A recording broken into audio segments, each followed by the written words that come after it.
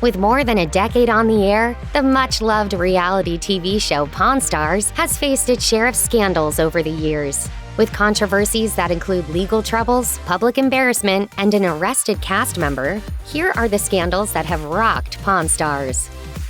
Things apparently took a nasty turn after 62-year-old disabled Vietnam veteran Daniel Callahan walked into the store one day looking for an appraisal on his Model 96B rifle.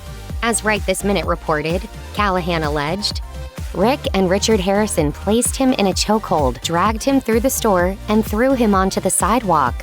Callahan also claimed his rifle and walking stick were damaged during the purported incident. Callahan filed a lawsuit against the gold and silver pawn shop in April 2012, accusing the Harrisons of physical assault and seeking $20,000 in damages. But then Rick's son Corey shot down Callahan's story.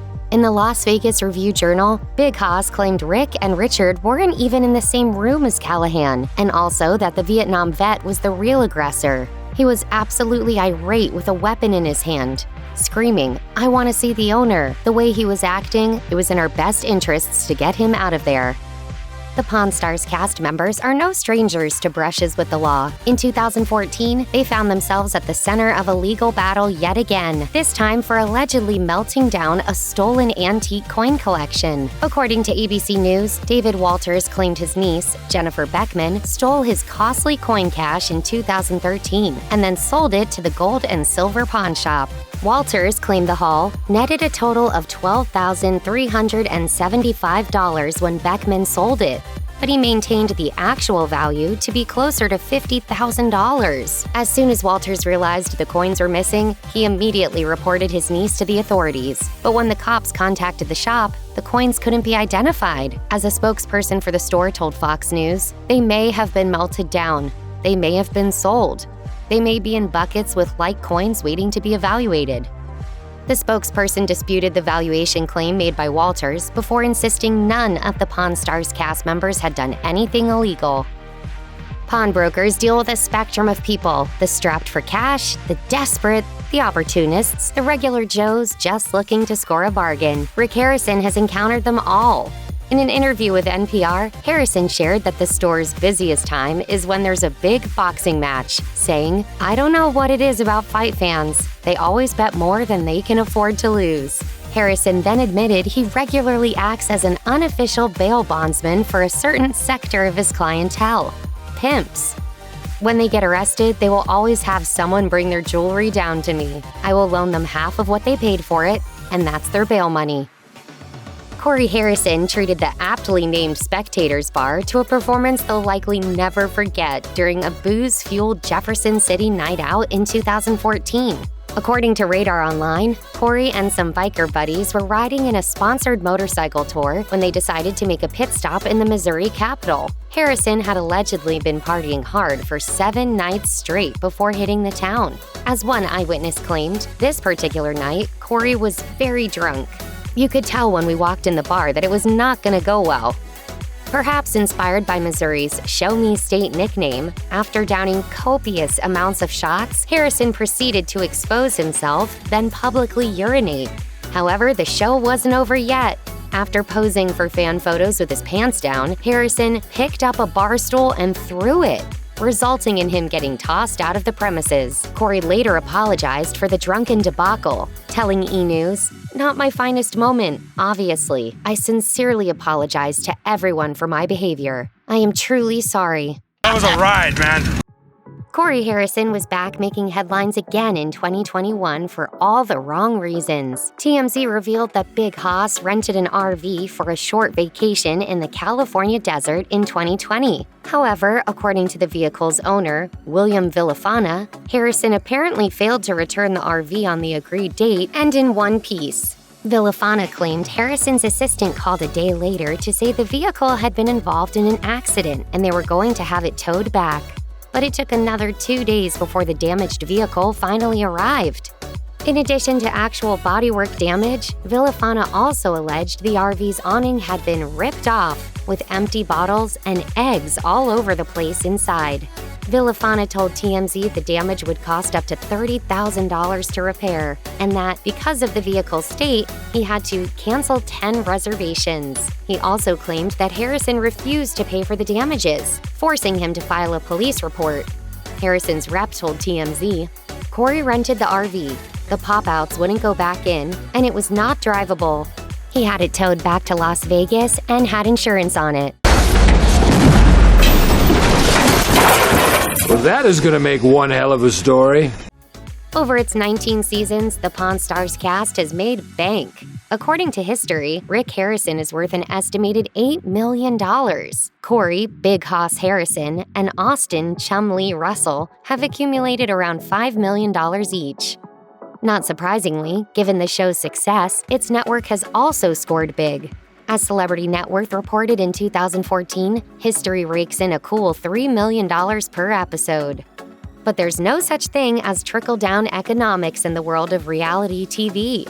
The New York Daily News reported on production companies accused of committing wage theft, and the people behind Pawn Stars were named and shamed as culprits. Per the outlet, a 2013 survey conducted by the Writers Guild of America East determined that screenwriters and producers on the show lose $30,000 a year in unpaid wages by working without breaks and overtime pay. When you factor in the other staff working behind the cameras too, the amount of lost earnings comes to a staggering $40 million. As producer David Van Taylor told the New York Daily News, "I've known people to work upwards of 100 hours in a given week while shooting. There's no compensation for that additional work." According to the WJ East, Pawn Stars writers and producers earn roughly $4,000 less per week than the same positions on scripted shows earn. The disgruntled employees of Pawn Stars creators Left Field Entertainment voted to unionize in 2015, hoping that collective bargaining power would result in more equitable pay and work conditions. Cast member Olivia Black had no idea she would become a reality star when she answered a Craigslist ad for a pawn shop overnight worker. In her Pawn Stars introduction video, Black said, "I hadn't actually realized exactly what I had applied for, so I was kind of blindsided when I found out everything that was happening." But she was cut from Pawn Stars after only 13 episodes. As she shared in a Reddit AMA, on December 15, 2012, the National Enquirer ran an article on me, linking to my Suicide Girls photos. And 2 days later, I received a call from the Pawn Stars producers that my services were no longer needed on the show. Black was permitted to carry on working at the store so long as she didn't appear on camera. But she quit the job a few months later, telling Fox 411, "It was very apparent my time there was done." Though the news outlet reported she was planning to file a lawsuit against Left Field Pictures, she held no ill will towards the pawnbroker staff, who publicly supported her. As she told Radar Online, "It's really comforting knowing that the guys at the pawn shop are on my side and really could care less what I choose to do in my personal life." Austin Chumlee Russell is definitely one of the shadiest cast members on Pawn Stars. As TMZ reported in 2012, he was caught on camera brawling with a dude in Hollywood before fleeing the scene. The victim was left bruised and bleeding on the side of the road. But Chumlee insisted he acted in self-defense. TMZ quoted Chumlee as saying, "Instinct just took over. The man didn't even know I was on TV. He just wanted to ride in our car and start problems." But there was no excuse for what happened 4 years later.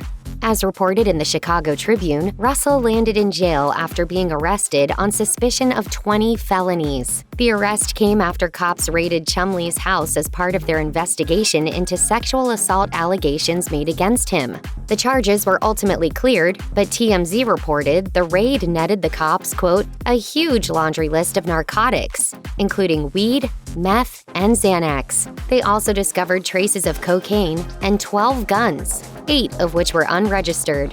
Chumlee ultimately arranged a plea to escape a prison sentence. As reported in USA Today, Chumlee Russell pled guilty to a felony weapons charge, unlawful possession of a firearm, and to a gross misdemeanor of attempted drug possession. The vast majority of reality TV shows are accused of staging scenes and scripting dialogue to help create some extra drama. And for years, there's been speculation about how fake Pawn Stars may be. Ironic, with the shop's staff spending so much time determining whether items are authentic or not. Even though the gold and silver pawn shop is an actual business, it's more like a TV set, with off-camera areas packed full of show merchandise.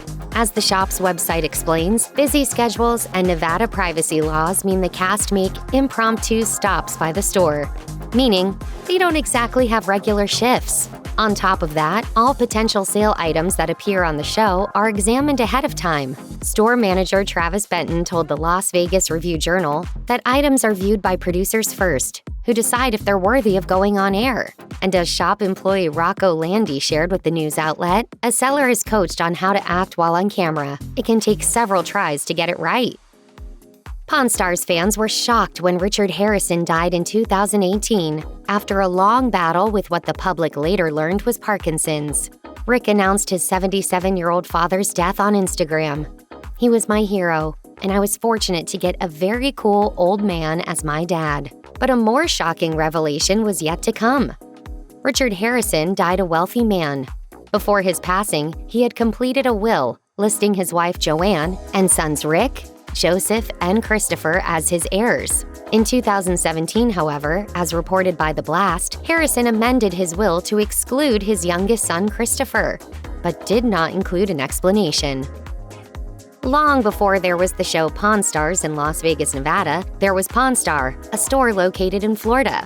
As reported in the Tampa Tribune, Frank Bishop settled on his store's name in 2006 because he thought it was cool, albeit, quote, a little provocative. When the history reality show about the day-to-day dealings of the gold and silver pawn shop first aired in July 2009 with pretty much the exact same name, Bishop, quote, felt vindicated. However, his feelings soon turned to anger and shock after receiving a cease and desist letter from A&E Television Network's Manhattan Legal Eagles. According to TMZ, the attorneys claim the name of Bishop's shop constituted fraud and trademark infringement. They demanded that he change the store's name immediately or face further legal action. But Bishop refused to kowtow to the mega network's orders. Instead, he fired straight back at them with a strongly worded letter from his own attorney, as recounted by TMZ. The businessman pointed out that he had legally registered Pawn Star as his shop's name a whole 3 years before the show's TV premiere. That said, he could be persuaded to submit to their demands if the price was right. As Bishop's attorney told TMZ, "If you want to take something, this is America. Write a check." Mega money is paid to production companies in return for stars covertly endorsing brands' products on camera, so it's a win-win for both parties. But perhaps no program is as scandalously blatant about product placement as Pawn Stars is. There's a reason the cast seem to be constantly chowing down on footlongs. The counter is frequently littered with logo-covered wrappers, and scenes often take place inside a Subway restaurant. According to Trend Chaser, the fast food giant happens to be one of the show's biggest sponsors, and there's nothing subtle about the arrangement. Take the time when Corey Harrison picks up a Subway sandwich and, quote, demonstrates how the auction will unfold later in the day. And then there was the time Chumlee made a joke about Subway and Jared Fogle, the convicted sex offender who used to be the brand spokesperson. At first, Chumlee was simply doing his own weight loss program, while proudly announcing his achievements along the way. That's under 250, fully dressed. But according to Screen Rant, while boasting about his shed pounds, the cast member also quipped about being, quote, the next Jared from Subway. No, Chumlee, just no.